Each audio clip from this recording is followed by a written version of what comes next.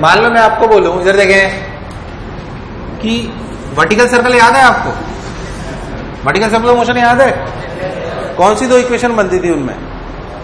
एक तो फोर्स की और दूसरी वर्क एनर्जी थ्योरम, और दूसरी, अगर अपन बहुत ध्यान देखें, मान लो कि क्यू चार्ज, हम बोले कि हम सेंटर पे एक क्यू चार्ज रख दें और इससे एक रस्सी बांध दें और उस पर भी एक क्यू चार्ज रख दें, और सवाल वैसा ही, ये रेडियस आर ले लें और बोलें कि इसको कितनी यू मिनिमम रफ्तार दें कि वर्टिकल सर्कल कंप्लीट कर सके। याद है?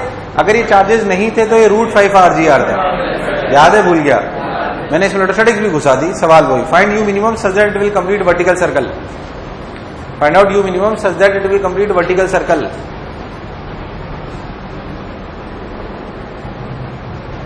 Find out you minimum such that it will complete vertical circle.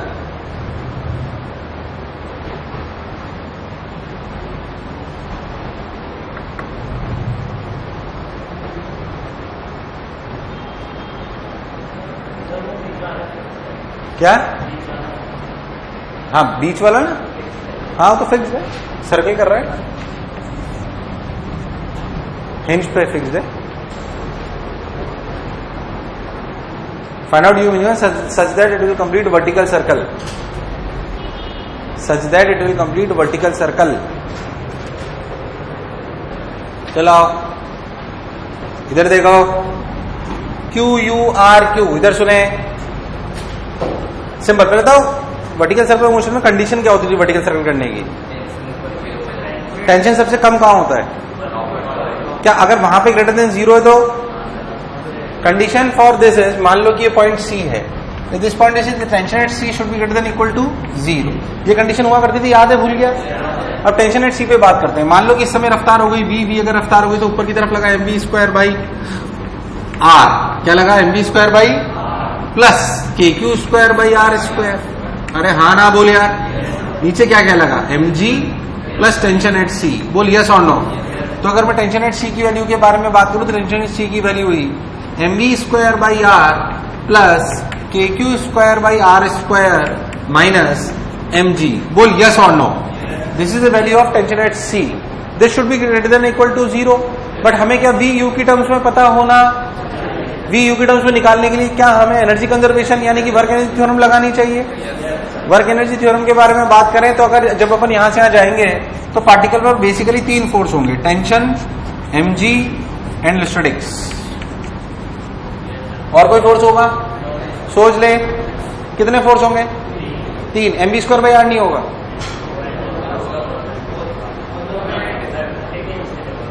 नहीं, ये लॉजिक गलत है। ग्राउंड फ्रेम में वो है ही नहीं। ये बोलना गलत है कि mv²r परपेंडिकुलर होगा। mv² फोर्स कंसीडर ही नहीं करोगे, क्योंकि mv²r सेंट्रीफ्यूगल फोर्स है जब पार्टिकल पे बैठ जाते हो, which is a pseudo force. पर जब वर्क एनर्जी थ्योरम लगा रहे हो तो ग्राउंड फ्रेम में लगा रहे हो। तो ग्राउंड फ्रेम में तो 3 ही फोर्स हैं। कौन कौन से? Tension, mg and electrostatic. इसके अलावा और कोई? तो हमने बोला burden by tension plus burden by electrostatics plus burden by gravity equals to change in kinetic energy, that is half mv² minus half mu²। पहले बताओ यस और नो। मुझे लगा इन तुम्हें आया। यस और नो? बहुत बढ़िया साहब। What is burden by tension? सब लोग बोलेंगे जो पूछ रहा हूं। व्हाट इज, रिवाइज हो रहा है vertical circular motion. What is burden by tension? What is burden by statics?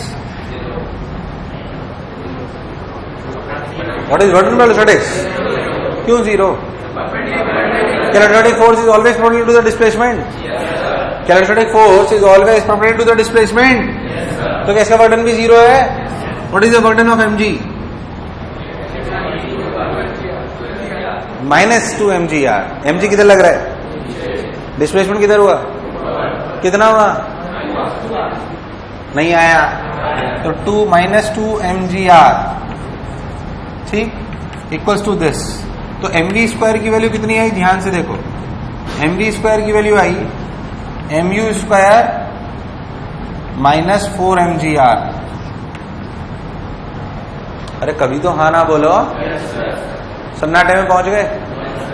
इस mv² के लिए उठा के यहां रख दो, इस mv² के लिए उठा के यहां पे रख दो। जब इसकी वैल्यू उठा के यहां पे रख दोगे तो आपको टेंशन एट सी दिखाई देगा कितना?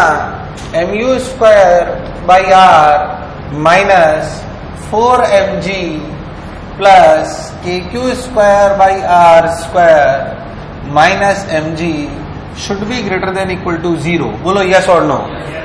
अब अगर आप बहुत ध्यान से देखो तो u पे कंडीशन निकल आएगी, वो निकल के आएगी 5mg, ध्यान से देखें एकदम 5mg, इधर 5mg हो गया ना, और 5mg minus kq square by R square, इधर r से मल्टीप्लाई कर दो तो एक r इधर चला जाएगा, मास से डिवाइड कर दो तो एक m इधर चला जाएगा, और रूट ले लो तो ऐसे हो जाएगा। तो क्या यही आंसर हो जाएगा? चेक कर लेते हैं। अगर इलेक्ट्रोस्टैटिक फोर्स नहीं होता तो क्या ये टर्म 0 हो जाती? तो क्या आंसर √5gr आता? क्या आता? मतलब जो पढ़ा जो समझाओ, बिल्कुल जेई में आ चुका है सवाल 10 नंबर का। ऐसा नहीं है कि वर्टिकल सर्कल के साथ इलेक्ट्रोस्टैटिक्स खत्म हो गया, अभी फिर आएगा वो इलेक्ट्रिक फील्ड के साथ। पर क्या ये बेसिक बात आपको समझ आई है या सन्नाटे में पहुंच गए हो? अब बेसिकली वर्टिकल सर्कल आना चाहिए, इसके लिए क्या आना चाहिए? बस, बाकी तो फोर्स है वो एक उतार लो।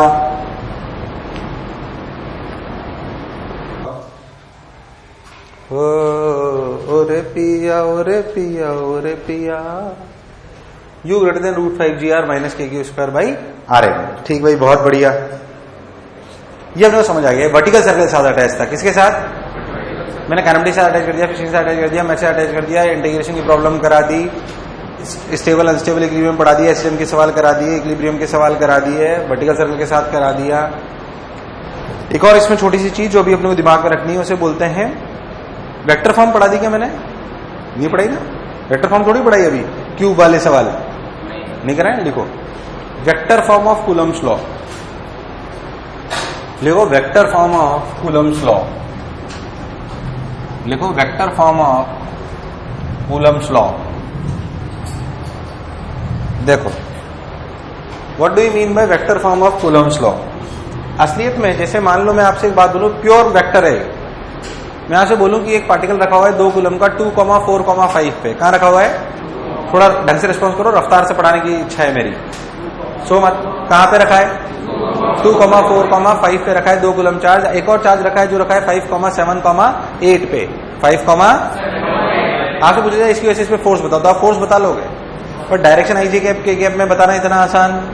आपने तो kq/r² पढ़ा है, आपने तो kq/, असली में जब आप किताब खोलोगे तो ये ऐसे फॉर्म से स्टार्ट करा जाता है। मैं उसको पहले नहीं पढ़ाना चाहता था, इसलिए समझ लें, कोई खास बात नहीं है, अच्छे से देखें।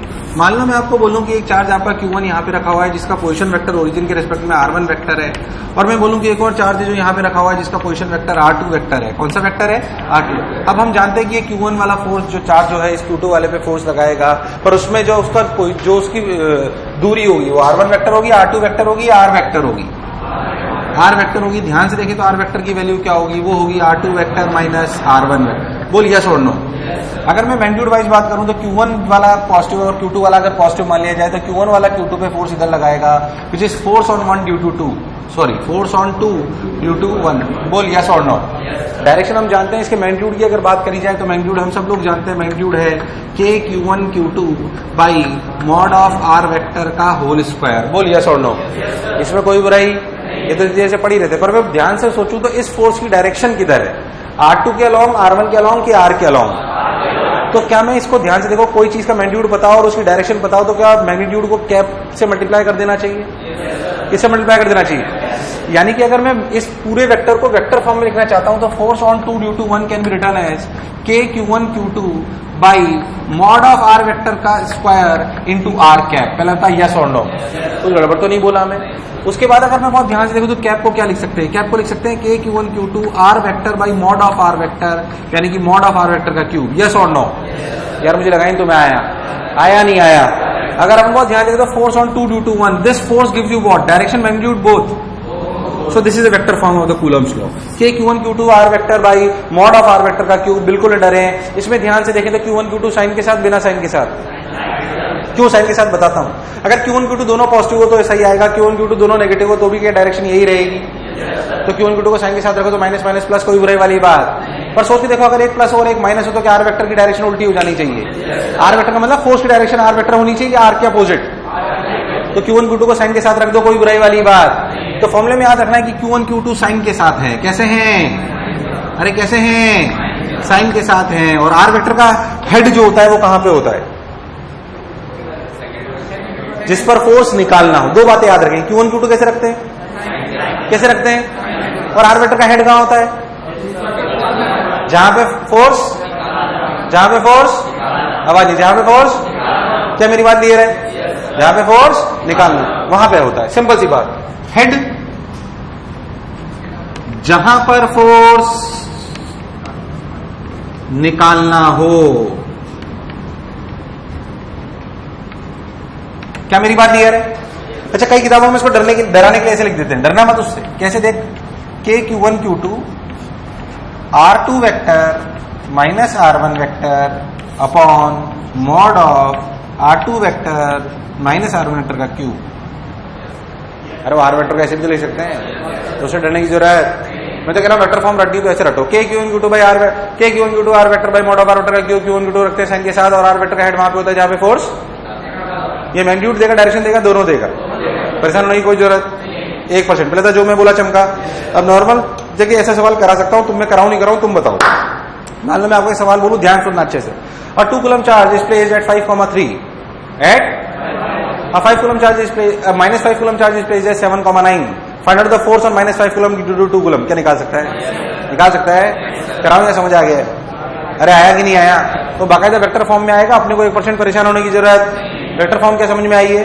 किताबों में शुरुआत ऐसे ही करते हैं, फिर उसको मैग्नीट्यूड पे लाते हैं। पहले मैं मैग्नीट्यूड पूरी फील करा के फिर ही लाता हूं, ताकि अपने को ज्यादा समझ में आए। हाँ कि ना?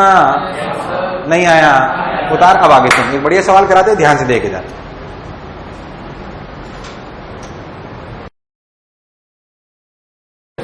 एकदम पक्का? सोच लो। अच्छा चलो, मान लो मैं अब आपको बोलूं कि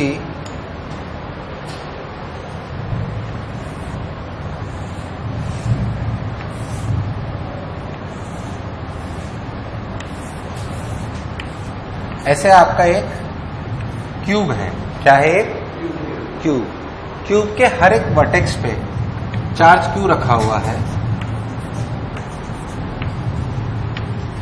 मान लेते हैं कि क्यूब की साइड ए है। बोलो क्लियर है? मैं पूछूं किसी भी एक पार्टिकल पर कितने फोर्स होंगे? अच्छा, वो एक डायरेक्शन में होंगे कि अलग अलग? 3D में कि 2D में? तो जब भी 3D में आए तो हमें वेक्टर फॉर्म के बारे में सोचना। मान लो जैसे मैं आपको समझाता हूं कि इसे नंबरिंग कर लेते हैं 1 2 3 4 5 6 7 8। मान लो मैं आपसे 6 पे फोर्स पूछूं, ऐसा पूछा जाए एफ नेट ऑन 6, तो 6 पर कितने फोर्स होंगे?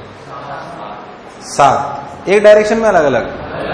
मैं ये नहीं कह रहा कि उन्हें 3D में इमेजिन नहीं करा जा सकता, करा जा सकता है। एक इधर, एक इधर, एक इधर, एक इधर, पर वो 3D में इमेजिन करना इतना आसान मैं नहीं कह रहा कि इम्पॉसिबल टास्क है, but there is a procedure to solve it. यानी कि मेरे को इस 6 वाले पर 7 फोर्स लिखने चाहिए।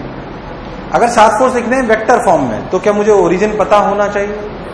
ओरिजिन सवाल नहीं देगा, हमें खुद को सोचो कहां ओरिजिन मानो। 1 पे मान लो। कहां मान लो? 1। कहीं पे ही मान सकते हैं, 6 पे गलत नहीं है, पर कहां मानो? 1 पे मान लो। अच्छा, और इसे क्या मान लो? इसे और इसे? यार नहीं आया। क्या तुम सारे पॉइंट के कोऑर्डिनेट लिख सकते हो? क्या कोऑर्डिनेट लिख सकते हो? तो क्या बेसिकली 6 पर फोर्स भी लिख सकते हो? 6 पर फोर्स कितनी टर्म्स का? 7। कितनी टर्म्स का? 7। कौन कौन सी? Force on 6 1 due to 1, force on 6 due to 2, force on 6 due to 3, force on 6 due to 4, force on 6 due to 5, force on 6 due to 7 and force on 6 due to 8। मैं सवाल इसलिए करा रहा हूं कि एक टफ सवाल भी हो जाता है और प्रैक्टिस भी हो जाती है। क्या आप ये 7 फोर्स लिख सकते हो? तो क्या उनका नेट भी लिख सकते हो? लिखो, गलत मत करना। प्योर प्रैक्टिस है, it's a complete practice.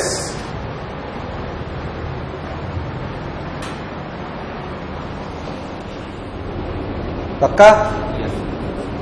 Basically सातों लिखने हैं फोर्स, मैं भी लिखता हूं फोर्स, और पहले कोऑर्डिनेट लिख देता हूं जल्दी जल्दी।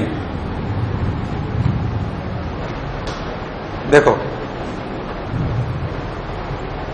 इसका कोऑर्डिनेट 0,0,0, इसका कोऑर्डिनेट 1,0,0, इसका कोऑर्डिनेट 1,0,1।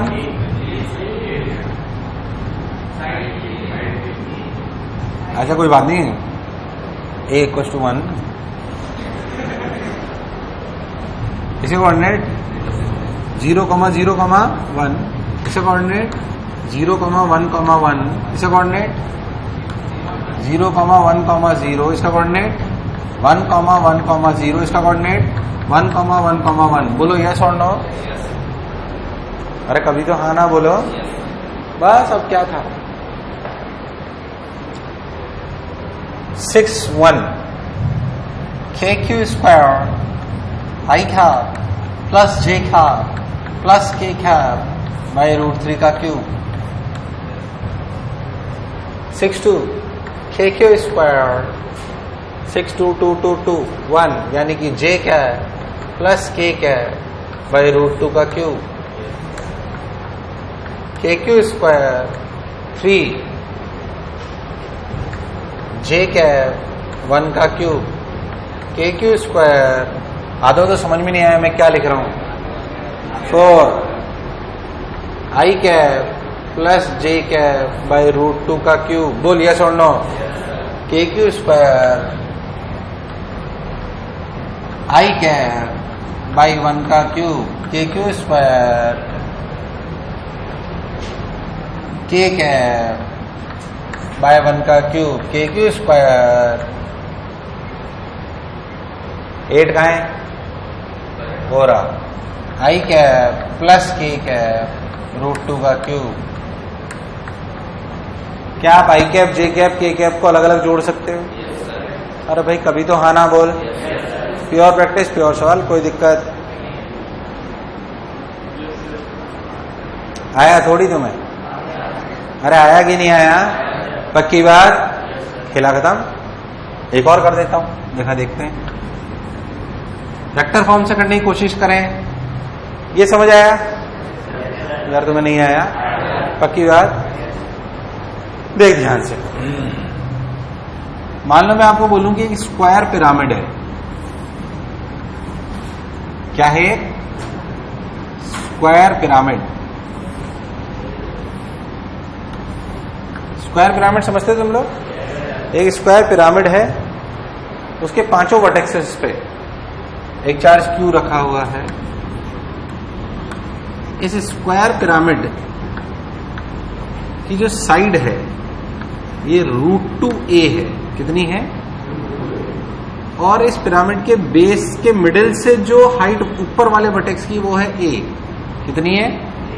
a। पिक्चर एकदम क्लियर है? What is the side of the square?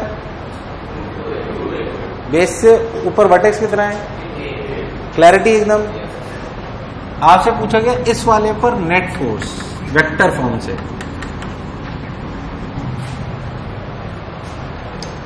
पहली बात, जब भी वेक्टर फॉर्म, एक नहीं, वेक्टर फॉर्म का विचार कब आना चाहिए पहले बताओ? जब सवाल 3D में चला जाए और आपको लगे कि डायरेक्शन ऊल जुलूल है, डायरेक्शन, तो आपको वेक्टर फॉर्म का विचार आना। तो पहले ओरिजिन मानो। क्या मानो? ओरिजिन कहां माने बताओ?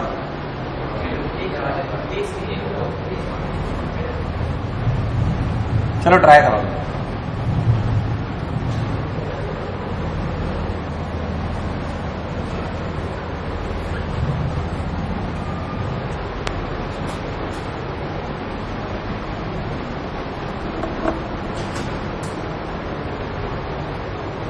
इधर देखो, लेट मी टेल यू।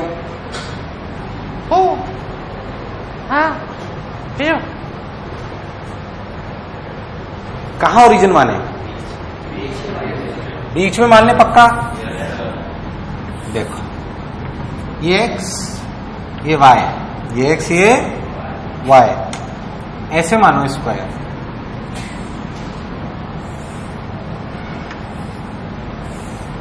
आसान पड़ेगा। नहीं आया? ठीक, ये √2 है, ये भी √2 है, ये भी √2 है, ये भी √2 है। ध्यान से देखो तो पांचवा चार्ज कहां होगा? z एक्सिस पे। अगर आप बहुत ध्यान से देखो तो आपको दिखाई देगा ये कोऑर्डिनेट हुआ 1,0,0 ए कॉमा, सॉरी कंफ्यूजन होता है, ए कॉमा यार नहीं आया, ओरिजिन थोड़ा स्मार्टली लिखने से फायदा होता है। A,0,0, this is 0,0, A, this is -A,0,0, 0A,0, this is -A,0,0, this is 0, -A,0। अरे भाई हाँ ना बोल। और पांचवा कहां पे? बोलो क्लियर। पांचवा यहाँ पे, उसका पांचों के कोऑर्डिनेट कितने हुए? 0, 0, A। क्या इस 5 पे 4 फोर्स लग रहे हैं? क्या 1, 2, 3, 4 की वजह से फोर्सेस लिखे जा सकते हैं? क्यों ना इनको नंबरिंग दे दी जाए, 1, 2, 3, 4। Got my point? Force on 5 due to 1 equals to force on 5 due to 2 equals to force on 5 due to 2 equals to force on 5 due to 4 equals to, सब लिखते हैं फोर्स ऑफ 5, 1, 5, 0, A तो लिखा गया, KQ², A दोनों में common आएगा, K cap -I cap by √2A, नहीं हाँ सही तो है, √2A का क्यूब। यार तो मैं आया ही नहीं है, अरे आया कि नहीं आया? 5, 2 KQ, मैं अकेला ही सीख रहा हूं, A K cap -J cap by √2A का cube, KQ² A K cap plus I cap by √2A का क्यूब। ऐसे ही KQ² A K cap plus J cap upon √2A का क्यूब।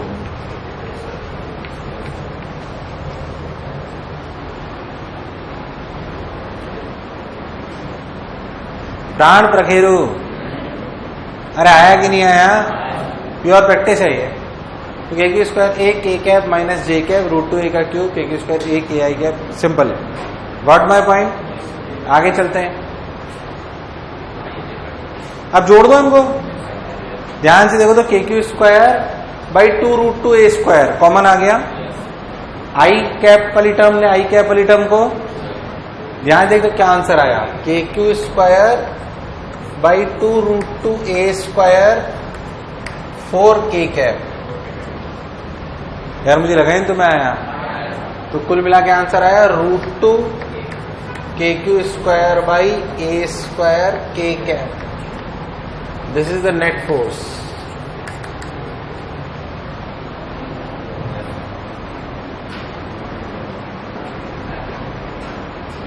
वेक्टर फॉर्म तब यूज ली जाती है जब 3D में चले जाते हैं। किस में चले जाते हैं? हालांकि इस सवाल को आप बिना वेक्टर फॉर्म के भी कर सकते थे इमेजिनेशन से। किससे?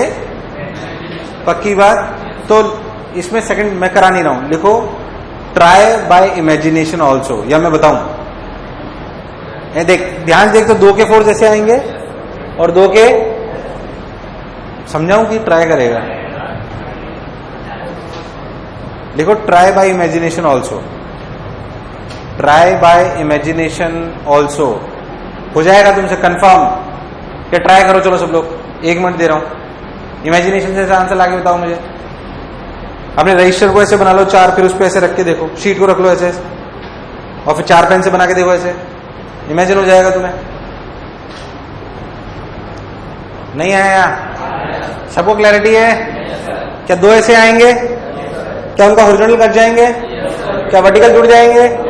ये एंगल 45 आएंगे, ऐसे ही 2 इधर भी आएंगे। क्या उसका 4 गुने हो जाएंगे? क्योंकि हॉरिजॉन्टल प्लेन वाले सारे कट जाएंगे। तो आंसर वापस नहीं आया।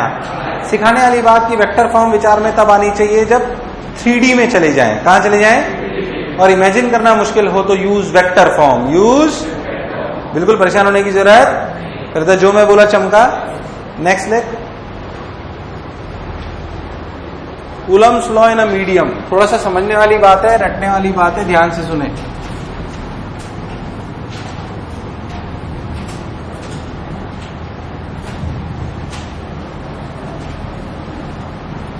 Coulomb's law in a medium. याद कर, मैंने तेरे को एक चीज समझाई थी कि जो कूलम्स लॉ होता है, क्या होता है, उसमें बहुत सारी प्रॉपर्टी है। कूलम लॉ जो होता है वो दो डिफरेंट चार्जेस पे लगता है, अपोजिट डायरेक्शन में लगता है, सेम एम्पलीट्यूड का होता है, अलोंग द लाइन जो नहीं लगता है, एक्शन रिएक्शन पेयर होता है, सेंट्रल फोर्स होता है, कंजर्वेटिव फोर्स होता है, दो चार्जेस के बीच का फोर्स तीसरे के होने नहीं होने पे डिपेंड नहीं करता। एंड लास्ट प्रॉपर्टी लिखाई थी कि कूलम्स लॉ डिपेंड्स ऑन, उस पर थोड़ी सी चर्चा कर लेते हैं, हालांकि वो रटना ही है अपने को। कैसे वो मैं आपको समझाता हूं, ध्यान से देख। मान लेते हैं एक सिंपल सी बात कि एक क्यू चार्ज है। क्या है? एक क्यू चार्ज तो है। जब इसके पास में दूसरा क्यू चार्ज लाया जाता है तो उसमें फोर्स लगता है 1/4πε0 Q1 Q2 by r²। Yes और नो? बहुत बढ़िया। ये सारी कहानी हमने पढ़ी थी वैक्यूम में। किसमें? वो वैक्यूम के लिए था। याद कर, एप्सिलॉन क्या चीज थी? Permittivity of free space. Free space मतलब वैक्यूम, फ्री स्पेस मतलब हम एयर भी कंसिडर कर लेते हैं क्योंकि एयर में से कोई खास फर्क नहीं पड़ता, तो हम वैक्यूम एयर लगभग एक मान लेते हैं। बट रियलिटी में that is a vacuum, that is a vacuum, that is permittivity of free space. अगर मैं बहुत अच्छे से बात करूं तो मान लो कि क्यू चार्ज है, इसको किसी पोलर सॉल्वेंट में डाल लीजिए, पोलर छोड़ो, तो मतलब किसी एक मीडियम में डाल दीजिए, सपोज पानी, सपोज। अब जैसे आपने वाटर देखा है तो वाटर में क्या होता है, वाटर देखो ध्यान से, तो ये O माइनस ये H+, इसमें पार्शली पोलराइज नेगेटिव चार्ज होता है और पार्शली पोलराइज होता है कि नहीं होता। अब मान लो कि मैं पानी में क्यू चार्ज रख दूं, अगर मैं पानी में ये क्यू चार्ज रख दूं तो आपको लॉजिकली समझ में आ रहा होगा कि इस क्यू चार्ज को प्लस घेरेंगे कि माइनस, प्लस माइनस, मतलब कि ऑक्सीजन वाले गोले माइनस इसको घेर लेंगे, इसको, अरे नेचर है यार, ये तो अट्रैक्शन है, गोल है कि नहीं है। जब आपके सॉल्वेंट में ऐसे आयंस उपलब्ध हैं तो जाहिर सी बात है कि ऐसा होगा। अगर ऐसा होगा तो लॉजिकल है कि यहां पे माइनस चार्ज का ऐसे घेरा बन जाए सिमेट्रिकली। कैसे? बेकार रिस्पॉन्स। कैसे? सिमेट्रिकली बन जाएगा, कोई बुराई। पर मैं कहता हूं कि इस मीडियम में एक और चार्ज था Q। अगर वो भी अकेला होता तो शायद ऐसा ही घेरा होता। बट चूंकि ये Q है, क्या इस Q की तरफ थोड़े से माइनस ज्यादा अट्रैक्टेड होंगे? मतलब यहां ये सिमेट्रिक होगा कि माइनस इधर ज्यादा होंगे कि इधर? मान लो पहले ये नहीं था, तो क्या ये माइनस का डिस्ट्रीब्यूशन सिमेट्रिक था? इन्हें कहते हैं इंड्यूस चार्जेस। क्या कहते हैं? इंड्यूस मतलब किसी के आने की वजह से इंड्यूस हो गए। अरे यार हाँ ना बोल, इन्हें क्या कहते हैं? इनसे घबराने की बिल्कुल जरूरत। बहुत बढ़िया। अब जब ये इंड्यूस चार्जेस आए तो सोचो, क्योंकि ये तो पहले नहीं था, सॉरी ये था, ये नहीं था, अब ये आ गया, तो इसकी वजह से इस क्यू यहां जो माइनस है क्या उनका और अट्रैक्शन बढ़ गया, तो इधर थोड़े थोड़े माइनस ज्यादा होंगे बनिस्पत इन द सेम वे। तुम्हें बात चमकी? बेकार रिस्पॉन्स। बोलो चमका। आप सोचिए, इन्हें कहते हैं इंड्यूस चार्जेस। क्या कहते हैं? वैसे तो देख फॉर्मूला रटना है, पर थोड़ा सा फील करा देता हूं, और कोई बात नहीं है। इन्हें कहते हैं इंड्यूस चार्जेस। क्या कहते हैं? यार आवाज नहीं, क्या कहते हैं? इन्हें कहते हैं इंड्यूस चार्जेस। सबने बोला ठीक, मैंने भी बोला ठीक, बहुत बढ़िया साहब। इन्हें कहते हैं इंड्यूस चार्जेस। अब देखो भाई,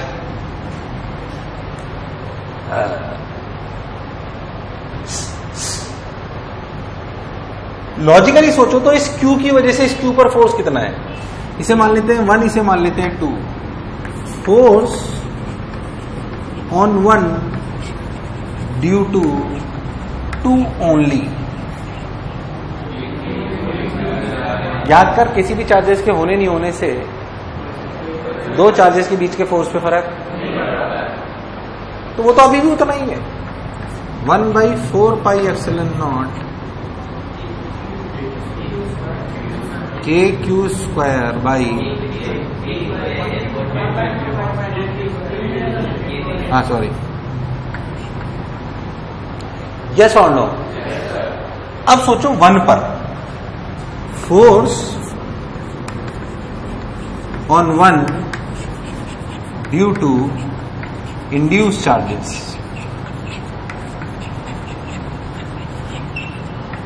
किधर होगा? ये माइनस इधर प्लस इधर, सिमेट्रिक होता तो नेट जीरो होता, सिमेट्रिक होता तो नेट आवाज नहीं, सिमेट्रिक होता तो नेट सोच अभी किधर है, इसके ऊपर नेट फोर्स किधर है? Right left, right left, right left, right left, right left. क्यों? समझ में आ रहा है सबको? तो ये एफ इंड्यूस्ड।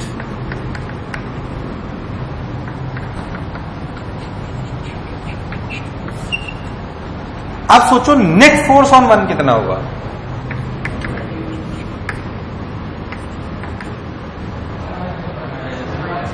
क्या दिस माइनस दिस? तो घटा की बढ़ा पहले बताओ, घटा बढ़ा, घटा बढ़ा, हमेशा बोल सकते हैं force on one due to two minus force induced. पक्की बात। ये घटे हुए फोर्स का फॉर्मूला देता है फॉर्म कूलम्स लॉ। अच्छा, कितना घटेगा डिपेंड करता है मीडियम पे, कि मीडियम कितने इंड्यूस चार्जेस को ला रहा है। क्या ये हर मीडियम के लिए एक होगा? अलग अलग, कोई ज्यादा इंड्यूस करेगा, कोई किसी में ज्यादा अवेलेबिलिटी है, किसी में, ये तो डिपेंड करता है ना, करता है कि नहीं करता है। तो हमने बोला F net equals to F this. तो ये जो एफ नेट का फॉर्मूला अब दिया गया, इस फॉर्मूले को बोला गया कि असली ऐसे समझो कि अगर एयर में रखे होते दोनों और फोर्स लगता 10 न्यूटन, कितना? 10 न्यूटन। हमने किसी मीडियम में रख दिया तो फोर्स रह गया 5, कितना रह गया? तो 1/2 के फैक्टर से घट गया ना। तो उस फैक्टर को बोलते हैं ऐसे 1/4 pi epsilon naught ER Q1 Q2 by R square. Confuse ना हो, ये ER किसका फैक्टर है? मीडियम। इसे बोलते हैं relative permittivity of the medium, इसे कहते हैं relative permittivity of the medium.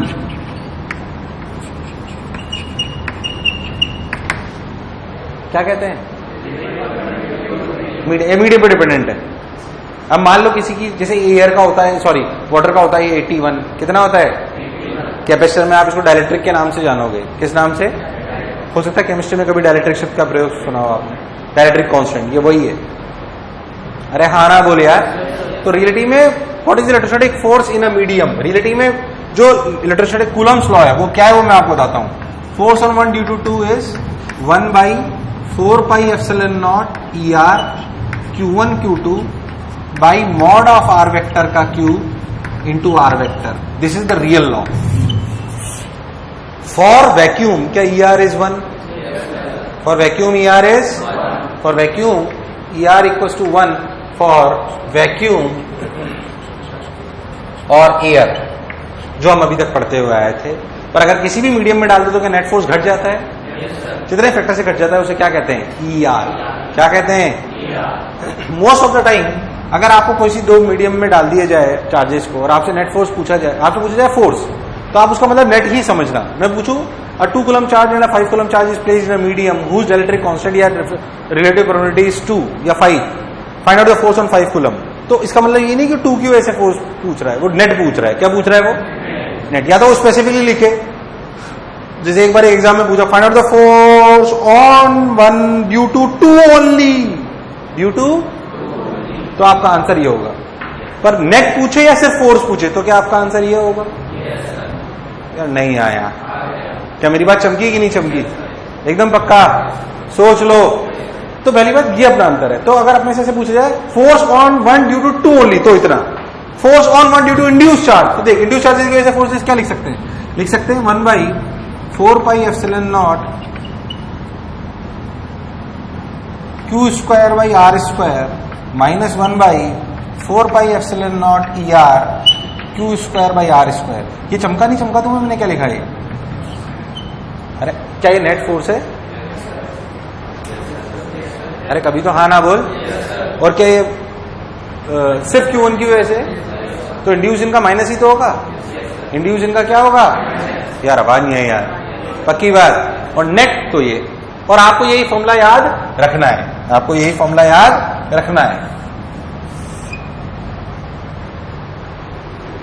बोलो क्लियर है?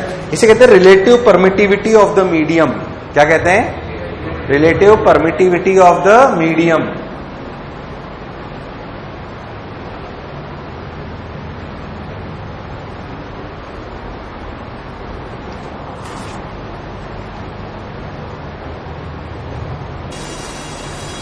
ऐसे कभी कभी इन दोनों के मल्टीप्लिकेशन को ऐसा बोल देते हैं एब्सोल्यूट परमिटिविटी।